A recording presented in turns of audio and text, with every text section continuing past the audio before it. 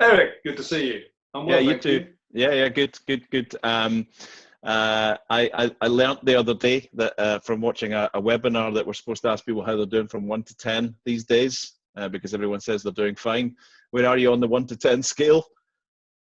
6.75. I didn't expect anything less. I didn't expect anything less. Very good, very good. John, you are the Managing Director at Strategic Resource, management team specialist working with senior teams, executive teams and directors. Do you want to tell us a bit about what you do and how you do it? Sure. Well, I do 3 linked things, but they're all focused around senior teams.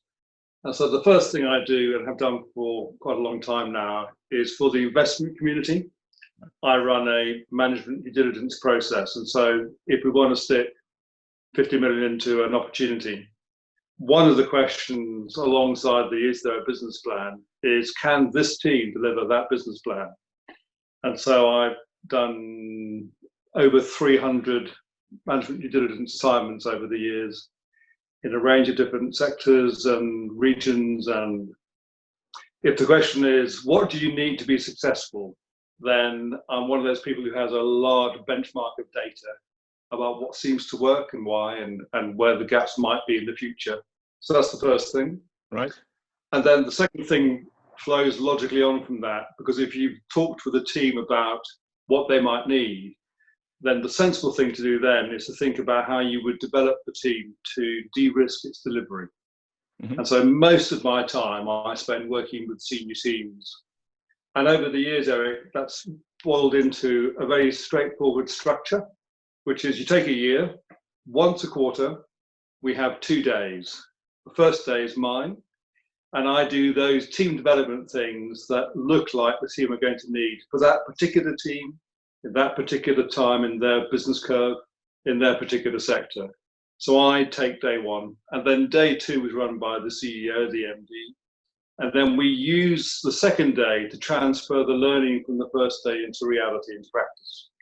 And we do that over a year, each quarter, and if you start in May and finish in May, you can get 5 sessions in, and that's enough. So you get a cumulative build of team competence, very specifically related to that particular business's needs and the needs of its senior team, and then baked into the way that they actually work for real rather than in theory. And then what happens if you do that, inevitably you have the team developing and you have the rest of the organization getting left behind. And so the third thing we do is we help with leadership development to make sure there isn't a large gap between the senior team and the rest of the organization. That's what we do. Very good and very concise. So I guess, is it right and proper to say that's what you used to do? Given what we're facing now, is it adjusted in any way? Well, it's just become rather more virtual. But there are, of course, there are some upsides to working virtually, one of which is, and this happens a lot in the energy sector, a lot of teams are based in multiple territories on different time zones. And it can be difficult, expensive, and a resource strain to get them into one business conference center. Mm. And so quite a few of my team I'm now working with, we have a monthly drumbeat where we meet online in some virtual meeting, often with Zoom like this, which means that they are slightly less lengthy interventions, but more frequently. Right. And they're also happening during business as usual, which is very helpful. Okay, good. Leadership development online is more of a challenge. Yes, of course. On that subject, a lot of the business leaders that I'm talking to these days are showing a range. I'm not saying one or two are better than the others, but a range of different characteristics and behaviors right now. I'm seeing quite a lot because I'm staying in touch with my networks and my markets. So I'm seeing there's a kind of 3 or 4 different characteristics or behavior types coming out. I'm seeing the business leaders that are still holding on to this. This will only be 6 or 8 weeks. It'll be fine. It's a blip, and then we'll get back to some sort of normal. I'm seeing a bit of that.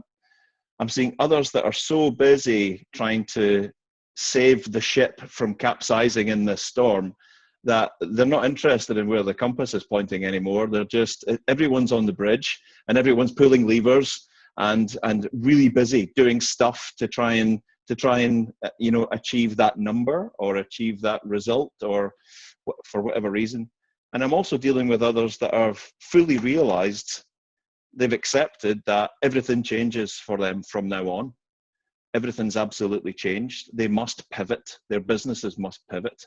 Nothing else for it. And they're actively looking for what's next, how they can address their ways of working to adjust or completely readjust their business model. Does that resonate with the sort of communities that you're dealing with right now? Or are there any other aspects? Well, as you may know, Eric, before I did this management consultancy thing, I used to be a clinical psychologist in the 1980s in the health service in the UK. And so part of the answer to that question is to do with our different responses to stress. And so what's happening right now for a number of us is that we're going through fairly clear signs of stress. And so for those of us who are finding this challenging and difficult, we'll have one of typical 5 startled responses. So if you go up behind a pigeon and go, ah, what the pigeon does is it lightens its takeoff load by relieving itself and then flies away. And those are startled responses that you can see in animals quite clearly.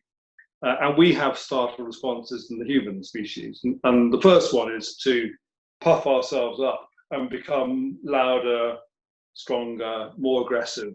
Hey, when the going gets tough, the tough get going. That one. Yep. And the second one is the brace. Something's about to happen. Oh my goodness. And we have high levels of tension and everything gets stuck whilst we're going through the brace response. And the third one is quite characteristic for some people, which is that they dissociate. And so it just goes over my head, like, whoa, this is all way too much. Yep. So I'm out of here. It'll all be fine. We'll go back to normal. Just give it a few weeks. We'll be about out of lockout after Easter. Well, here we are at Easter now. And then the other one is that some people will do the opposite. And what they'll do physically is that they will remove themselves. They will compact themselves out the way, out of eyeshot, out of earshot. And you can't find them. They've kind of gone missing the organization because they've done this. And then the last one, which is the one that we need to watch out for because it can lead to more difficult mental health problems, is the collapse. So some people, about 5% of us, find this all too much and we collapse. And then for those of us who haven't become stressed by this, for whom this is business as usual, because bring it on, flux is the juice for leadership. Yep. Then what we can tend to do is to get into a different question, which is, well, given that we're not going to go back to life as normal, because that's never what was on the cards, then the paper question I have at the moment with teams is, well, where do we want to be at the end of COVID-19 and at the end of the current virus and the price of a barrel of oil? Where do we want to be there? And I think that's a fascinating space to get into. Sure. Because then you can begin to explore, well, okay, so we imagine the world as it begins to unfold towards the back end of 2020, start of 2021. My experience so far, I'm interested in yours, is that people tend to talk about needing to become more adaptable as an organization. Yep. And to have the ability to change pretty fast. And that's more challenging in large organizations, to be nimble. But that's what they often talk about. How do we be nimble? And how do we make sure that actually we do have the ability to really, as a team, I mostly work with senior teams, how do we have the ability as a team to really have an impact across an organization? That's what they tend to talk about. Yeah, I agree. The whole of the business world, certainly online, is talking about the need to pivot, the need to adjust, we need to adapt, we need to change. That's all very well and good, but if you have a massive organization and you do very fixed things and you've never thought about pivoting and adapting, it seems like a massive, probably impossible mountain to climb. Then I was talking to a young chap yesterday, very dynamic, small business, taken the element of what was his core business and very quickly set up a new company and injected that part of the business into it to make it a more broad offering. The definition of pivoting his business to include a new service for his clients, unlike anything that's on the market today, set up in 2 days, pulled together some collaborators, and will be probably launching it in a couple of weeks with a new mindset, which was prior to COVID-19. He had no idea this would happen, but this has come out of necessity and come out of quick thinking and getting on it, getting around the table quickly and getting things done. So completely diverse perspectives. I would hate to be a modern thinking leader in a big chunky business thinking, yes, the answer is about pivoting and adapting, but how the bloody hell do I do that? Well, it's a great question, because I think we have very short memories in the world of work. And so all these businesses that we're talking with at some point were in their entrepreneurial startup phase. And that may now be 20, 30, 40, 50 years ago. But they were at some point doing precisely what your young friend has done, being very nimble, very entrepreneurial, very risk-taking, very fast-moving, and seeing how to make something work anew. And then what happens, of course, is we get into the consolidation phase, where we have processes, where we start to do things in a particular way. And because of the processes, you have to sign 3 forms to be able to do this, or have an electronic permit to work.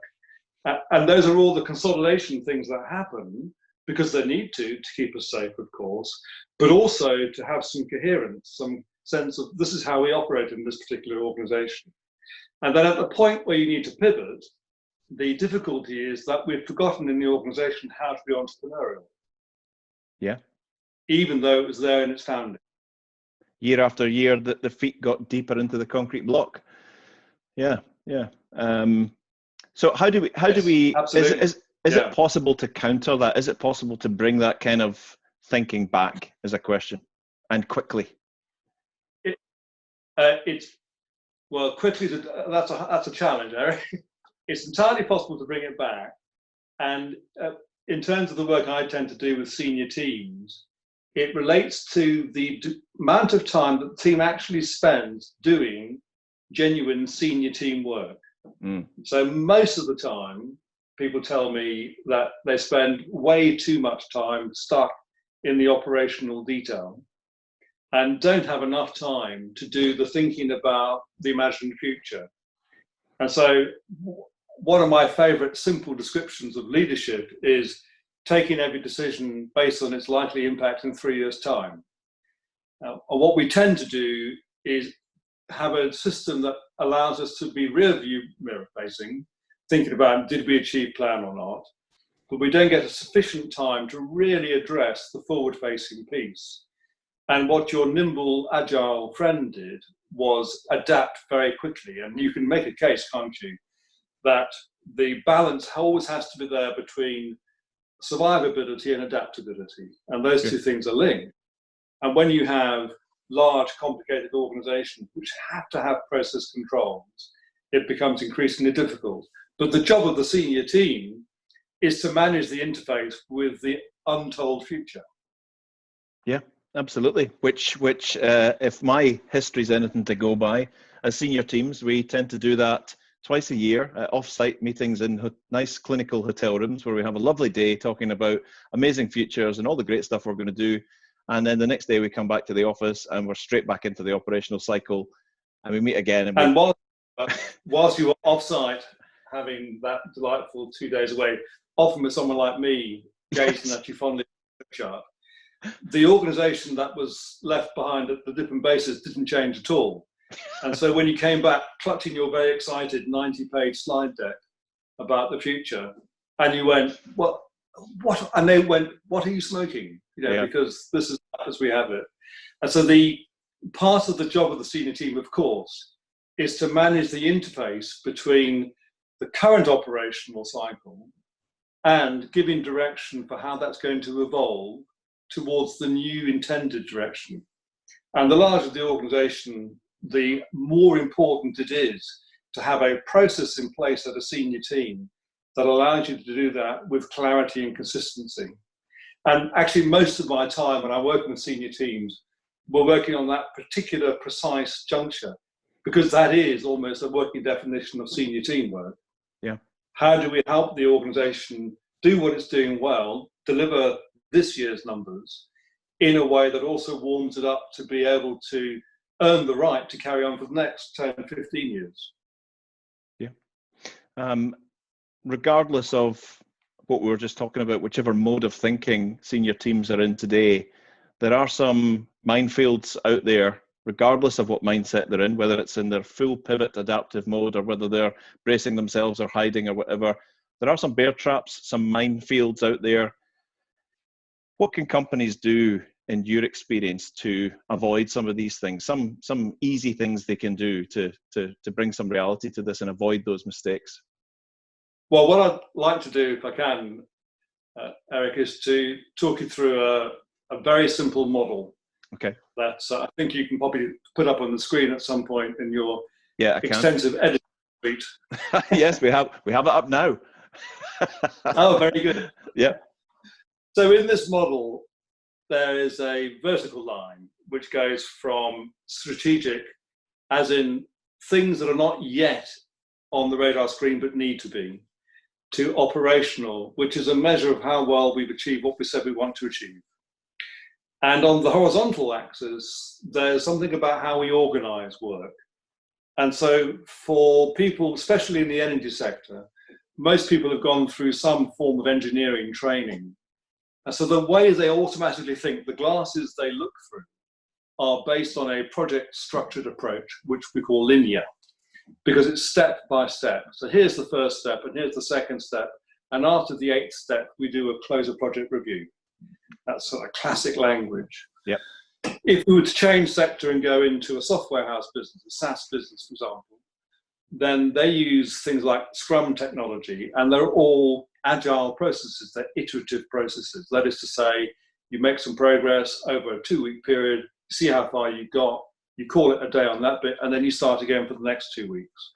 And so they're used to having a quite tight drumbeat, usually once a fortnight, to see how much progress they're making.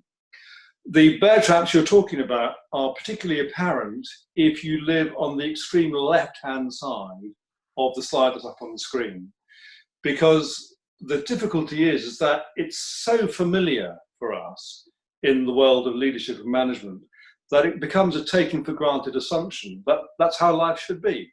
It should be structured, there should be a plan. Mm-hmm. And so you put into operation a plan around how to deal with COVID-19 or the current difficulty with the oil price.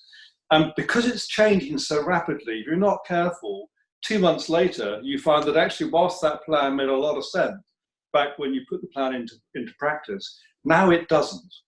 And so just like with your sat nav, where you're driving back to base and it says your route has been recalculated due to traffic information, senior teams need a process that allows them to think about detours or even new destinations based on what's happening in the world around them, and also based on what's happening inside their own organization, what they learn about the idea of implementing their plan in practice and why sometimes they hit insurmountable obstacles. And so the invitation to avoid the bear trap is to have a process that has a series of drumbeat points where you can reflect, is this still the right plan? What are we learning from implementing it? What are the strategic implications from our journey so far? And if appropriate, can we refine our thinking about where we're heading in the light of our experience? So it's often quite a big task for teams to become comfortable moving more towards something that for them might often feel like it's disorganized or confused because it hasn't got the linear clarity that we're so familiar with. This model, you think, can be applied to any type of industry, any sort of engineering, energy-based industry, this kind of thinking? Most teams have a bias somewhere in those 4 quadrants. Right. Most engineering businesses tell me they spend a lot of their time in the bottom left quadrant, the operational planning part, sure, the project plan. Most software businesses tell me they spend too long up in the top right quadrant, where they constantly rethink what they might do next to the point they don't actually get anything done. And so almost every team I've ever worked with, and I guess I get invited into the ones where there's development opportunities rather than it's all working swimmingly. Yep. So I have a bias example, tend to find that they've gone to one of those quadrants and they need to balance. And if you ask me, well, where do they all need to end up? It's in that sort of blue circle in the middle Pulling somewhere. it in. Yeah, where you get the benefits of both, and both clarity of planning, but seasoned with adaptability, or the ability to be agile, but seasoned with the ability to go deliver. Right, got you. I'm wondering if this harmonizes with another one of your messages that you talk about. You talk about turning true leadership into market leadership. Can you just explain a bit more about that? Well,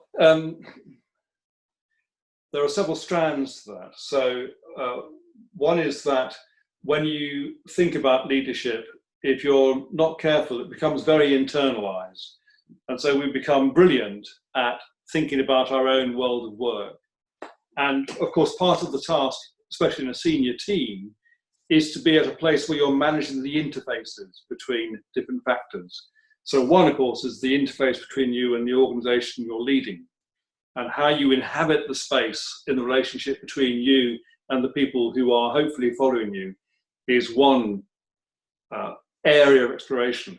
But the other, of course, is between you and the context in which you're operating. And so if you are a for-profit business in a world that's changing quite rapidly, as it is, for example, in the oil and gas world, then part of what you have to do is to balance the internal focus with the external focus. Okay. And you have to make sure that you understand what's happening both at the meta level, the whole wide change, for example, with the green agenda, as you do what's happening within your particular sector and your organization.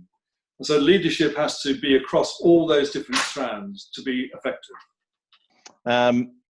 John, I was inspired recently listening to Matthew Said's book on Rebel Ideas, The Power of Diverse Thinking. It was one of those pull the car over moments when he started on chapter 1, and he said, chapter 1, collective blindness. And I thought, this is going to be brilliant. He talks about the time for, certainly within organizational structures, that individual intelligence is no longer enough. We have to tackle complex problems, harness the collective cognitive abilities of the group. He draws on psychology, economics, anthropology, genetics, the whole piece, and gives really good examples as to why harnessing that real good cognitive ability of the group is taking people forward. What's your own thoughts on that? Because I know you're into collaboration in a big way, but sometimes the word collaboration can be easily thrown out there. We were doing a leadership program last month, and at least a day of our first 3-day program was spent with the group of high potential leaders, exploring what the world this word collaboration means. And it certainly wasn't the one that they thought it meant, was the feedback they gave us. And so I think they had a definition of collaboration which sounded something like cooperation, which is sort of getting along with people, being nice and welcoming, being civil. And of course it isn't. And so I was working with a wire manufacturing business in the UK, and we spent 3 months doing a particular inquiry for them into, well, actually, what is collaboration? And after 3 months, they came back with a particular phrase that I rather like. And they said, well, we worked it out, John. It's like having a positive argument. And so I like that, because in collaboration, there are some fundamentals that don't go away. And one of those is that you need to have a very clear sense of why you're collaborating. Collaborating is hard work, and it certainly requires some resilience to do it well. And so one of the first rules is only collaborate where it makes sense to do so. Don't do it all the time, otherwise you'll never get anything done. But when you do need to collaborate, and you need to collaborate because you recognize that this is one of those tricky moments where it's highly unlikely that any one person's going to have the answer.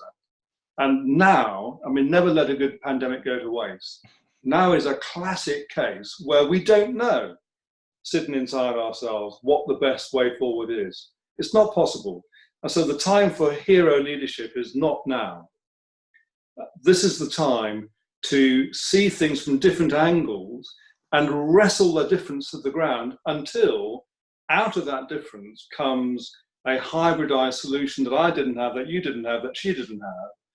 But it's come from that fierce debate between us. And so collaboration is a positive argument with the intention of finding the very best solution from the difference being wrestled to the ground. And collaboration is the heart of teamwork. And so if you want to improve teamwork, you can do no better than to use a very simple process, which I call get to the point of difference quickly. Right. And so rather than saying, well, I kind of agree with what Laura's saying, I think I'm saying the same, really. Don't do that. Say instead, this is how I see it differently. And if you can analyze where the differences are, you'll more quickly reveal the different perspectives. And the reason why we have 4 component seismic surveys rather than 2 is you've got much more opportunity of working out whether that thing down there are hydrocarbons or just a rock or a bit of sludge, if you can see it from multiple perspectives. That's what collaboration is. Absolutely. So putting that in the perspective of the senior team, there are some senior teams out there who've had the benefit of being selected and put together like the X Factor boy band based on their cognitive differences, what they bring to the team, what they bring to the party, in the pursuit of that private equity or that board's desires in a particular market on a particular curve. There are some senior team members who've fallen together. They're just together because they've been together for a long time and there's been some promotions and you're now on the board and you're now part of the strategic team. So in the collaborative, cognitively diverse world where you're looking for those kind of answers, not every senior team might have the right setup for it. How can organizations make sure that the senior teams are set up for the strategy, for the curve? Well, you can't, and I don't recommend rushing out and hiring someone who's different from you, because that's very hard to do. But what I do recommend, back to the book you just referenced, is working out where your blind spots are. Yeah. And so let's take the most straightforward case. If we have a team that are full of extroverts and either no or very few people with normal healthy introversion, we know before we start that the risks are that we'll talk ourselves into ideas without giving it a proper reflection. And so if we know that's a blind spot, then what we do as a team is we put in place a standard process loop for ourselves that says, when we've all become enthusiastic about a solution, we're going to deliberately put a pause button in and give ourselves a reflective loop. Because we know that otherwise we're going to talk ourselves into things because we talk out loud, think out loud, cover a wide range of topics without going in at the quality of depth that a high quality introverted leader would do. And so we'll just compensate for our blind spot. And you can get a long way by working out where your blind spots are. And if they are significant blind spots, you can also invite people in for particular meetings to a senior team, people who are likely to be able to help you compensate for that. Yeah. And then if at some point you do have flux in team membership, it's a factor, but I wouldn't say that it's a great thing to do to select people just on the basis of their diversity. I would say it's much more important to be aware of how you use diversity than it is to go collective. Very good. One of the things that intrigued me in one of your papers that you've written, you've actually said it a few times, is that you liken leadership teams to packs of wolves in behavior. Why wolves? It's that lovely Rudyard Kipling quote, isn't it? For the strength of the wolf is the pack, and the strength of the pack is the wolf. And so when you look at people who go off to leadership development work, quite often what they're interested in doing from a personal point of view, and who can blame them, is learning how to be top dog. And so I picture myself as this leader, and I see myself astride this organization with followers, and off I go. And if you pick up lots of books on leadership, the cult of the individual is quite strong. And then if you ask CEOs and senior teams, what do you actually need in your organization? Very few people will tell you that what they need is a few highly individual star performers. What they need is to get things delivered, like very complicated projects, like taking out 15% of cost for production. Those are the sort of things they need. They don't need these extraordinary charismatic stars. And so what's typically missing is the ability to make sure that what you have in your wolf pack is people who know how to hunt together. And wolf packs are fascinating to watch in action because of their ability to have exquisite teamwork. And so when you have a bunch of leaders who know how to work together in that way, then what you can achieve with a pack, 6, 12 leaders who are intentionally working together and utilizing each other's strengths on a shared objective, it's very hard to stop. Yeah, absolutely. So prior to COVID-19, we created the business plan, confidence and predictability. We had the actionable plan. We had cohesion across the whole organization. We had the trust. We were cracking along. It is possible that leadership teams are now in a mode where the market that they were trying to lead has changed or is no longer there. They've maybe lost a bit of confidence and cohesion across the organization, maybe due to furloughing or the way they've handled certain personnel-related issues. What are possible next steps so getting down to the real reality, maybe even focusing on the energy sector right now, possible next steps as we go through our lockdown phases and all of that for leadership teams to really focus on right now? What's the real crux of the matter? Not to be too cheesy and mention crux. Yeah, you got it in. Got it in. You've had your signpost. I wanted to get it in. I like your style, Eric. Yep. Well, one of the key aspects, of course, is about employee retention, especially for those colleagues who are now on furlough. And I like to tell the story about football teams and football supporters. And I was working on Wednesday with a particular CEO who has the misfortune to be a Sunderland Football Club supporter. And we can all feel sorry for him. But the point about fans, football fans, and by the way, for me, it's the wrong shaped ball. I'm more of a sort of ropey shaped ball type person. Likewise. So I may get this wrong. But if you look at what happens for fans of football clubs, even if the club persistently has a difficulty in terms of its performance and its winning streak, the fans tend to be very, very loyal. And so it turns out that we humans have a very strong, compelling need to have a sense of belonging. And part of our belonging is defined by where we work. And whilst people are on furlough and they're not allowed, for example, to pick up emails and do anything work-wise, otherwise they can't be on furlough, one of the questions for a leadership team is how do you get to the point of a sense of belonging to our organization that's as compelling as it might be to a football club? Yeah. How do you do that? And part of how you do that, and you have to do it through social media rather than through email, is to think both about our past, so the trials and tribulations that we have managed to get through before together, and also about, well, we're surviving this because we have this inherent strength, and this is where we're going.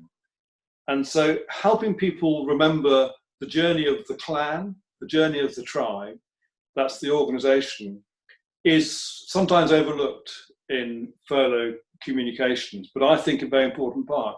Because when we are out of this and we're able to take people out of furlough, we need them to feel that they're able to join as if they've never left. Yeah. That they're staying at home has been part of helping to secure the future for the organization.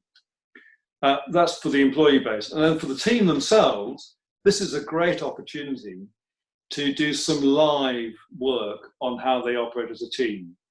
As you know, I'm a huge fan of, if you are doing some team development work, of making that focused around what you're actually doing right now. And right now, there are some very crunchy, difficult things to wrestle to the ground. So this is a wonderful opportunity, as I'm doing with the people I'm working with at the moment, to do live facilitation of actual teamwork rather than something in a dusty conference centre. Yeah. And because you can do that virtually, you can do it on this regular drumbeat. And so I would encourage people in leadership teams to seize the opportunity to, in some way that works for you, to think about how you develop yourselves and your teamwork skills in the face of the difficulty we're going through now. Very good. On that, segue into my last question on virtual leadership. There was a superb book. I'm only halfway through it. It was recommended on yet another webinar, bizarrely. It's called Virtual Leadership, Practical Strategies for Getting the Best Out of Virtual Work and Virtual Teams, written by Penny Pullman in 2016. Oh, thank you. It's honestly as though Penny predicted all of this. Her quote is, "The future of work is virtual, with dispersed teams, telecommuting, remote working, and virtual meetings becoming the norm in many sectors. At its best, virtual working can be productive. At its worst, it can be awful." So she gives some really good sort of nuanced hints and tips on how to do this. I think even though it was written in 16, it's still very relevant. So I'm guessing that the work that you're doing with your clients now, I'm not guessing, it's virtual, right? You're doing it from your home base or your office base, yeah. What are some of the difficulties and what are some of the opportunities that you're seeing coming out of that? Let me speak to one directly, which is as a psychologist thing. One of the etiquettes for a meeting like this, like we're having right now, is you're supposed to spend all your time looking at the screen, and that's very tiring. And so I'd like to encourage people to give themselves permission to also look away. If we were in a room together, Eric, what would be happening right now is that some of the time when I'm speaking, I'd be looking at you, but some of the time I'd be doing what people normally do when they're thinking, which is looking up or looking to one side or looking around the room. And when you do this for 8 hours on a day on Zoom or Microsoft Teams or whatever you're using, it is actually literally draining. Yeah. And so the first handy hint is give yourself permission and tell the team you're doing this to look around from time to time, to give you a break from this, because we weren't wired to work that way. And then the second thing, which I'm sure is familiar now for all of us who are spending a lot of time on virtual worlds, is to celebrate the fact that life happens whilst you're busy making a video conference call. You know, somebody comes in the door, brings you a cup of tea, a child comes in. Yeah, life happens. And so it's an opportunity to celebrate. And one thing I do with teams at the moment, if they're all based from home, which most of them are, is we allow them to do a little bit of through the keyhole moment. And so I might say to you, okay, Eric, well, if you're willing to, share something with the team that tells us something about you that's not your work life, that's more to do with your home life. But just find an object that speaks to that. And when I did that on Wednesday, somebody showed us their pet dog. And this was a rescue dog from the desert in Dubai, an extraordinary dog. And it was one of those, it took about a minute, but it's one of those very strong moments where you reach past just the business facade to see something of real quality about a person, and you understand them quite differently. So there are great opportunities to just reach behind, to make slightly thinner the boundary that we naturally put in place without forcing anybody, because some of us prefer to have a stronger boundary between home and work. And so it's important that they feel able to select it. And of course, the other thing is to make sure that you also have breaks. Yeah. You know, when you've had an hour, yeah, let's go and make a cup of tea or coffee or whatever we drink, and then come back and maybe we'll have an energizer. You know, I was on a Zoom training program the other day, and when we were doing particularly well, I was given a prize, and here it is. This is the prize I was given. And so I keep it with me just at moments where I need inspiration, and you know, it does its job. Quite right too. John, John, it's been an absolute pleasure talking to you. It always is, and some of the stuff that you're passing on to us is incredibly valuable. Do you have something in closing that you'd like to put out there to the senior teams in any industry out there? It's just some wise words just at the end. The job of a senior team is to work across the whole organization. We used to think of teams as being something that focus in on themselves. And so when you talked about teamwork development, we used to think about teams as being the people in the room. But that's no longer sufficient. And so teams are made up of the entire history of the team since founding, all those who've made a contribution. And they're made up of the spaces between the leadership team, the organization, the shareholders, the customers, the suppliers. And so one of the opportunities that comes along with COVID-19 and the oil price difficulty is an opportunity to balance where the focus goes for teams. So to think across and within and beneath, and begin to look in all those different places where if you're stuck in a boardroom together, you may not think to look. Very good, very poignant. How can people get in touch with you, John? Through the website. If I duck out of the way, it's that.co.uk. Very good. A hyphen between strategic and resource. Very good. I'll put something up on the preamble to this this post. It's been a pleasure. I wish you all the best, and hopefully we can meet up at some point in the future in reality. I look forward to that. Thank you, John. Thanks, Eric. Bye-bye. Good to see you.